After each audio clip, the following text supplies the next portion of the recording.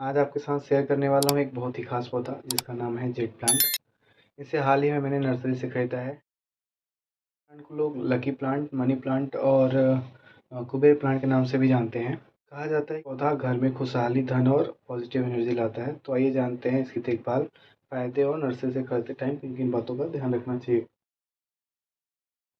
Jade plant का scientific name है क्रसूला वाटा। यह एक सक्लेंट प्लांट है, यानी इनकी पत्तियां मोटी और पानी स्टोर करने वाली होती है। यही कारण है कि इनमें बहुत ज़्यादा पानी की ज़रूरत नहीं होती।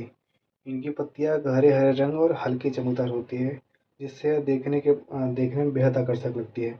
ये प्लांट माना जाता है और घर या ऑफिस में इसे रखी होती है, ऐसी मान्यता है।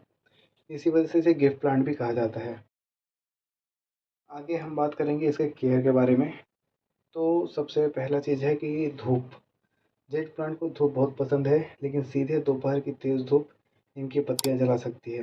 इसे सुबह की हल्की धूप या दिन भर की ब्राइट इनडायरेक्ट लाइट में रखें। अगर आप इसे घर के अंदर रखते हैं तो खिड़की के पास रखें, जहाँ की मतलब इनडायरेक्ट धूप आती हो, डायरेक्ट सूरज की रोशनी ना आती हो। उसे ऐसी जगहों पर रखें। दूसरा होता है वाटरिंग। जेड प्लांट को हमें पानी कब देना है? तो पानी हमको तभी देना है जब मिट्टी पूरी तरह से सूख जाए।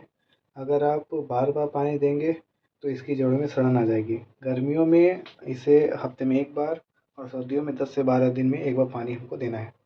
हमें ध्यान रखना है कि गमले में पानी जमा ना हो, अगर पानी जमा होता है तो उससे इनकी जड़ों में सड़न आ जाती है, तो सबसे ज़्यादा हमको ये ध्यान देना है।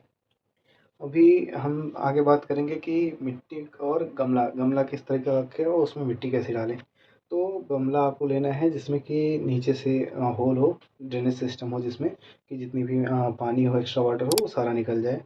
और आगे मिट्टी की बात करते हैं तो मिट्टी में सबसे हमको वेल ड्रेनिंग सॉइल लेनी है, जिसमें कि पानी डालते ही नीचे के होल से जो ड्रेनेज होल से पानी निकल जाए। मिट्टी के लिए 50% गार्डन मिट्टी ले लीजिए, 25% मोटी मोटी रेत ले लीजिए, कंपोस्ट 25% या गोबर खाद ले लीजिए। अगर आपके पास ये सब चीज़ें नहीं हैं तो आप नॉर्मल मिट्टी ले लीजिए, उसमें हल्का बालू या रेती मिला दीजिए, जिससे कि उसकी मिट्टी तैयार हो जाए, जिसमें कि पानी ज़्यादा जमा होने का चांस ना हो।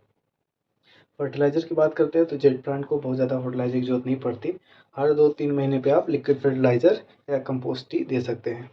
ज़्यादा खाद भी, ज़्यादा फर्टिलाइज़र भी हमको देने की ज़रूरत नहीं है।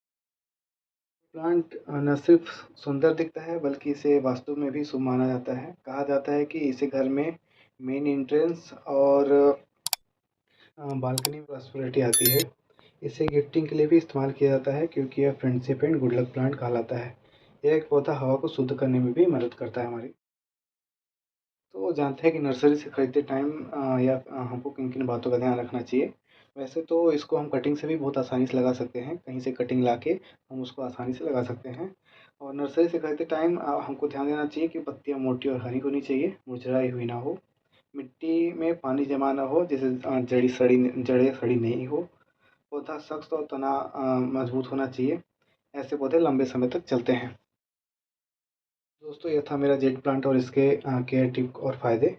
यह पौधा न केवल सुंदर है, बल्कि पॉजिटिव भी लाता है। अगर आपके पास जेट प्लांट है तो आप भी कमेंट में बताएं।